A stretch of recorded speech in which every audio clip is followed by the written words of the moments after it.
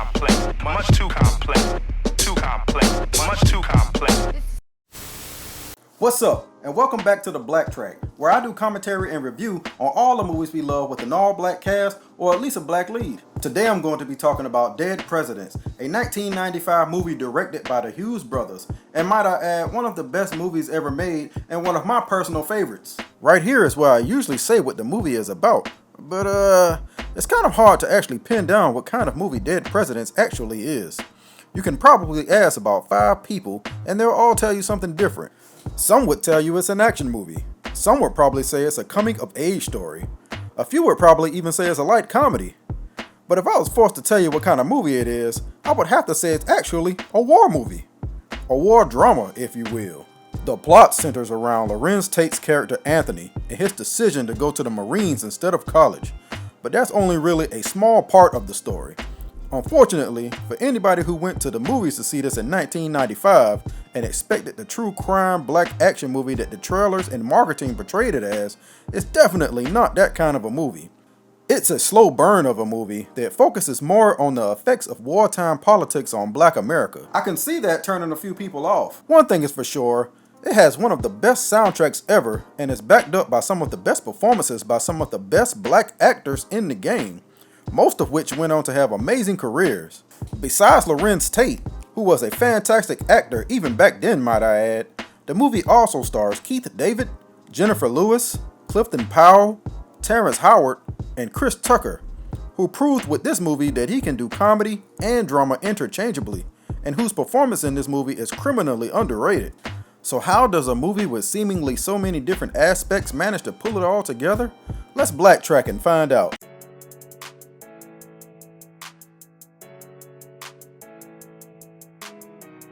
The movie starts off already trolling you in the credits, showing the characters with guns locked and loaded and making you think we're starting off with a high-stakes heist right in the opening moments. But nah, calm your nerves. It's 1968 and our main characters are only teenagers delivering milk to make some extra cash during their senior year.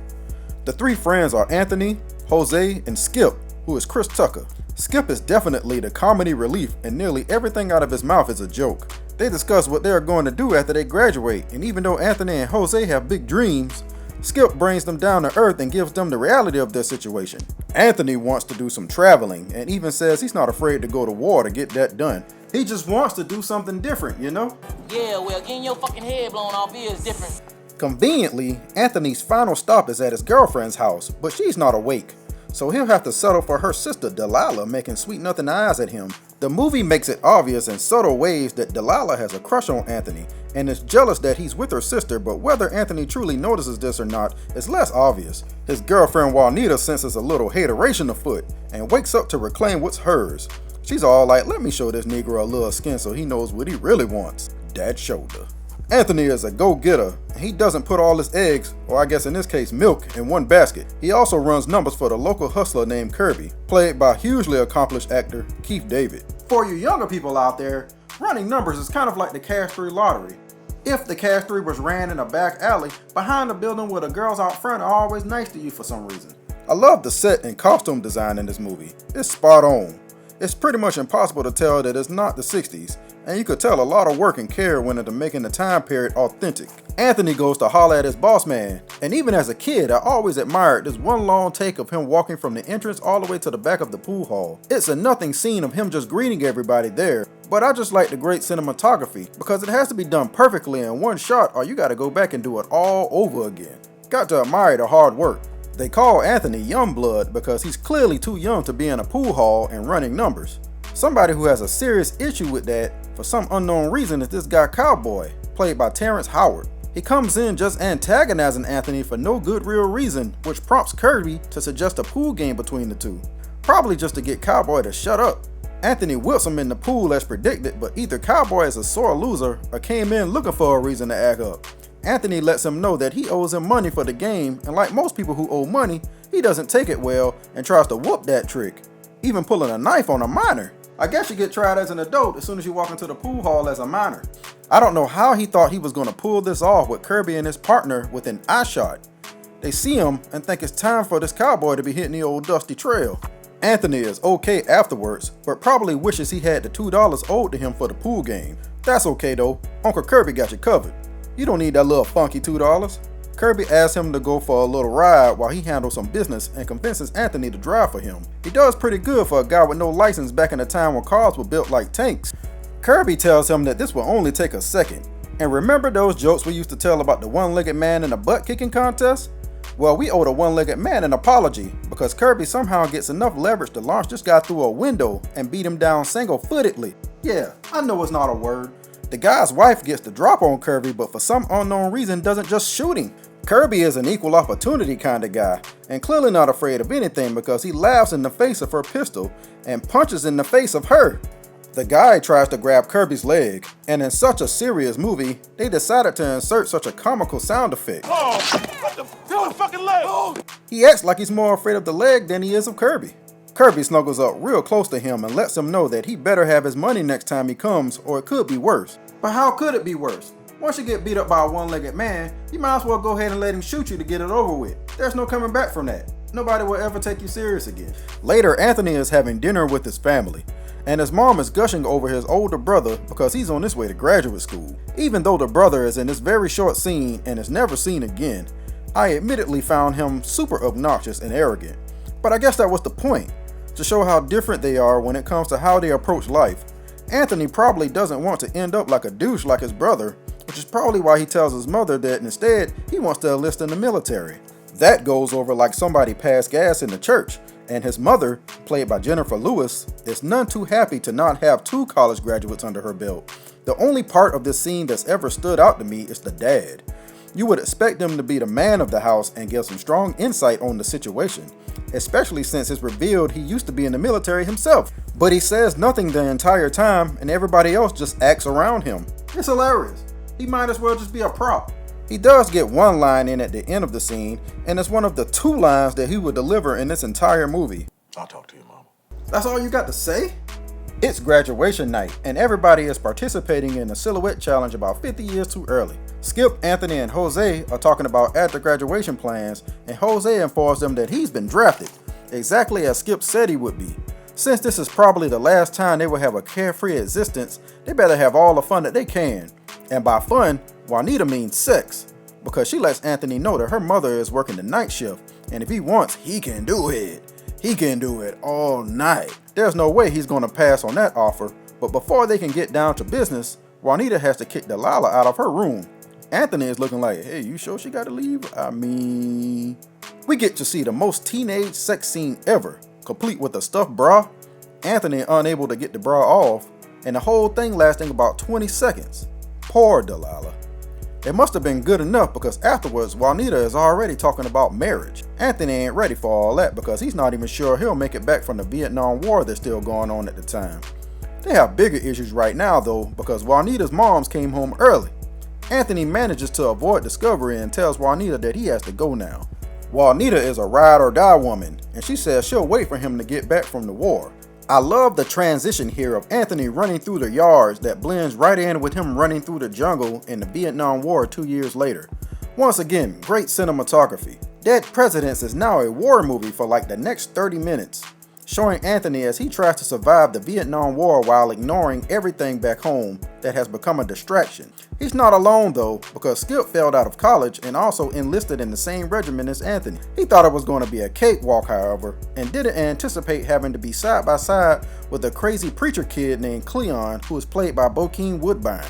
This dude is nuts, and quotes Bible verses 1 minute while cutting off heads the next for good luck. Yo man, when you said you wanted some head, brother, we had something else in mind for you, but you do you. I gotta say, the movie takes a sharp turn towards the ultra-violent at this point, and I guess it was meant to show the horrors of war, but I must admit, it's pretty jarring upon first viewing. This is one of those movies that made me say, you know what? College ain't so bad. While Anthony has been away, he finds out that he has a daughter back home through letters, but he feels like he doesn't have time to worry about things like that when he could get shot tomorrow, so he doesn't even write Juanita back, much to the disdain of Skip. We also learn that Jose got sent home from the war because he messed his hand up handling demolitions. Seems like he wasn't too good at that. I feel like that'll be important later. The squad is getting fed up with the rotting head that Cleon is carrying around and vote to have him bury it. He protests, saying that since he's had it, nobody has gotten hurt, but his commanding officer demands that he buries it. It's kind of weird seeing such a religious guy be so superstitious, but there might have been something to his fears because from here on out, it's nothing but bad luck with these guys. They go on a recon mission at night, and one of the guys gets blown up by a landmine before they can even get their mind right. It's so bad that Skip completely shuts down when he's supposed to be covering the CO. That causes the CO to get killed and triggers an immediate abort mission. Cleon tries to avenge him, but it's a lost cause, and the squad takes off. We learn that Skip is going home 6 months later, and it's probably for the best.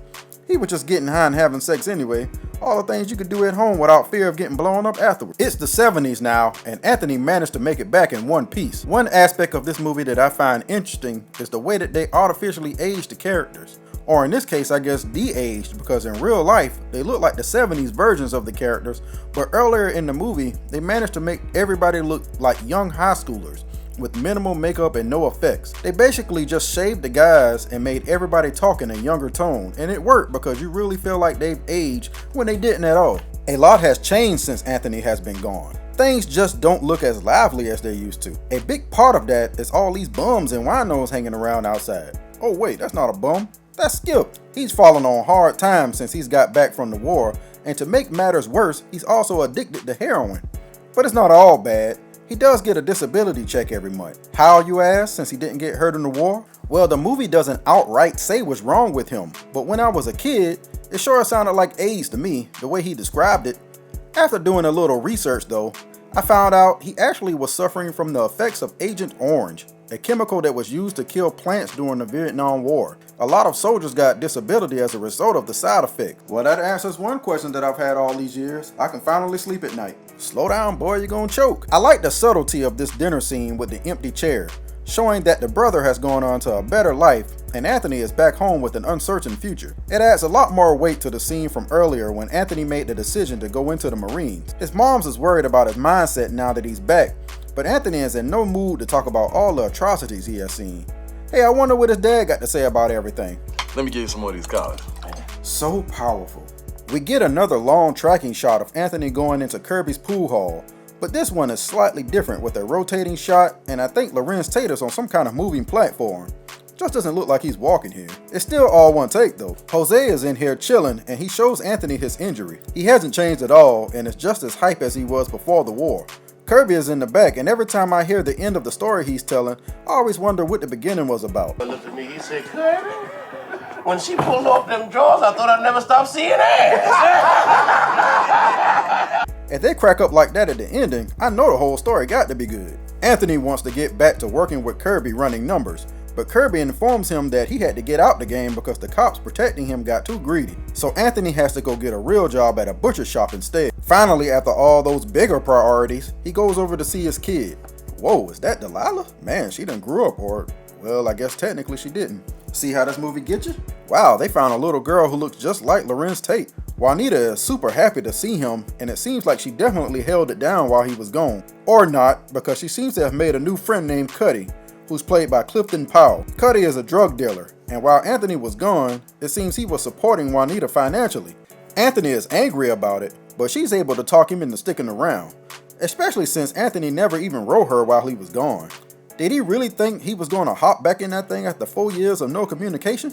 I guess Cowboy wanted a rematch from their first pool game because he's back for more and still just as angry as he was the first time, even further antagonizing Anthony about Cuddy's relationship with Juanita. He must have forgot that Anthony was a Marine and not a child anymore, because this time he doesn't get escorted out, he gets straight choked out for his trash talk, plus he still lost the game. I think Cowboy should just give up pool. Maybe he should become a rapper. The movie seemingly has a lot of time jumps that are hard to keep track of because all of a sudden, Juanita is 5 months pregnant. I didn't even know Anthony had been back 5 months already. She's getting on to him about finding a better job, and I think here's where the movie could have showed Anthony actually looking for better jobs, because it makes it seem as if he didn't even try. Plus, the very next scene is of him, Kirby, and Jose planning a heist to get paid. Jose works at the post office and tells them that a cash truck comes every month to pick up money to take to Washington, D.C. to burn. So their plan is simple: rob the truck and steal the money. Kirby puts Anthony in charge of planning it. They just need enough people and motivation to do it. Anthony won't have to look far for motivation because while he's bringing home the bacon, Cuddy looks like he already slid some sausage through the place for old time's sake. He really looks out of breath coming down the hallway. Dang, Cuddy, she put it on you like that? There's more to this chance meeting than meets the eye. You see, Cowboy works for Cuddy, and you just know that Negro went and told him he got mollywopped in the pool hall. Anthony let this dude get way too close for him to not have his guard up, and he pays for it with a massive sucker punch that sends him flying down the stairs. Jesus. At this point, Anthony has just given up on life since nothing has been going right since he got back, and he dares Cuddy to shoot him. Cuddy tells him he ain't gonna shoot him over no female, which is true game right there, might I add. So he leaves him be after reminding him that his money is what's paying the bills around here. This naturally causes an argument between Anthony and Juanita, and either she's a very good actress or the director told Lorenz Tate to choke the ever-loving out of her, because this is very convincing. Anthony meets up with Delilah, who's now a Black Panther revolutionary type sister, and apparently also a weapons expert. He wants to discuss the heist with her, and he probably doesn't even have to convince her to do it because she clearly still has eyes for him. The crew gets together to discuss the plan, and they even get Skip in on it. For whatever reason, they feel like they need another person, and Skip doesn't agree. Now here's where they lose me. Delilah offers to bring in one of the revolutionary guys. Kirby says nah. They could just rework the plan, but instead what do? They call up Reverend Cleon. That's right, Cleon is a reverend now, and although he's down to do it, he is without a doubt the worst person they could go for. Military Cleon was unhinged and impulsive. New Cleon is a public figure who won't hesitate to save his image if things go wrong. On top of that, he's still mad at Skip for getting their commanding officer killed. Yeah, what can go wrong? Well, it's too late to back out now, so everybody takes their positions. It's here where we see where all the promotional material was based around. The gunmen are in makeup and black outfits, and this is where the opening credit scene was taken from. And if you went to the movie theater in 1995 hoping that this is what the entire movie was like, I am so sorry, because you got. Either way, the build-up of tension in this scene is still great. The truck pulls in like clockwork, but just as the crew is about to make a move, a random police officer shows up. I always wondered why he chose to talk to Cleon when Skip is standing literally right across the street. The cop doesn't believe that Cleon is waiting for the bus and tries to radio in to check. Everybody is looking to Cleon to do something, but exactly what was he supposed to do? If he shoots the cop, then the money guards will hear it and react. If he runs, then the cop will chase him down and take him in for questioning. I don't really see any other options here other than to just wait it out. That's exactly what they do, because it's now or never once the guys with the money start coming out. Obviously, the plan didn't take rear view mirrors into account, because that's all it takes to kill the entire plan. Probably the most famous scene of the movie happens next when Delilah pops out of the dumpster and kills one guard to save Anthony's life. Then she just stands there like this is her first time. Probably is. Cleon freezes up with the cop, exactly like Skip did in the war, and it leads to the cop getting into a shootout with Kirby. Kirby gets shot in the arm, and before things can get any worse, Skip shoots the cop, much to the disappointment of Cleon. Jose only had one job during this heist: rig an explosive to the doors so that they'll blow off the truck and they can get the money. But remember earlier when I said that they sent Joe home for blowing up his hand? Yeah, he's not that good at his job. This whole job is a massive fumble. Then on top of that, there's a guard that was unaccounted for. Delilah screams Anthony's name and gives away her position like a dummy. And then if you were gonna do that, at least have better aim. Delilah gets killed and Anthony has to leave her there as they hear sirens approaching. They gather up whatever money they can get and start running all in the same direction. Like somebody has to see these guys running with guns and money. Why didn't they split up a little sooner? Joe chooses to split from the group at the wrong time because he's spotted by a cop car and chased down a dead-end alley. He then shoots the guy driving, which is probably the worst thing you can do when being chased by a car. Like, I doubt the cop would have ran you over, but now, what's stopping him? Joe is pinned into the wall, and there goes even more money. They still have a good bit though, and Kirby mentions that they'll be splitting $300,000 5 ways. That's $60,000 apiece. That ain't bad for the 70s. Anthony is tore up over not only botching the plan, but also getting his baby mom's sister killed. And he's not the only one negatively affected by the heist, as Skip is celebrating his cut by spending it on drugs and taking his mind off the failures. As I expected, Kirby is informed that Reverend Cleon is drawing too much attention to himself by buying cars and jewelry. Anthony agrees to go talk to him, but by the time he gets there, it's too late, and Cleon already looks like he's cracked as the authorities drag him out of the church. Look at him. It looks like he's gonna cry already. This can't be the same dude who cut off heads in Vietnam. It doesn't seem like it even took a day for everybody to start being rounded up. First is Skip, who either doesn't hear the commotion approaching his door or basically doesn't care at this point. The truth is much worse, because Skip has actually overdosed on heroin and has been dead for an unknown amount of time. The money definitely ended up being a curse for him. I've always considered this a very haunting but excellent scene in the movie. Just the way it's filmed with the flicker of the TV light up against Skip's chair and face, and the haunting Al Green music playing, combined with how the camera zooms in very slowly. It's a very well put together scene that takes its time and maximizes the effect of everything in the environment before the big reveal. With word that Cleon is going down and is probably going to sell everybody out, Kirby and Anthony decide to take off and head to Mexico. They got a long journey because I think they are in New York. Before either of them realize that they had better take a plane, the cops bust into place. I like how Kirby sacrifices himself to save Anthony. He's a real one. He lived his life already. Anthony goes to trial, and his, I'm sure, court-appointed lawyer attempts to argue his war record to help him get a shorter sentence. Judge Martin Sheen doesn't want to hear it because he fought in WW2, and that was a man's war. Oh look, there's his brother. The judge gives him 15 years to life, and it's kind of funny he chose to focus on the life aspect of it and not the 15 years. I looked it up. He could legit be out in 15 years. Glass half full, Anthony. Either way, he might be getting it extended because he decided to attack the judge while his family and are always down for her man Juanita cry in the background. The movie ends with Anthony on a bus headed to prison.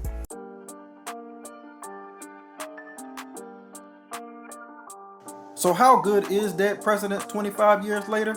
Well, as I admitted earlier, it is one of my favorite movies. But even with that being said, it does have its shortcomings.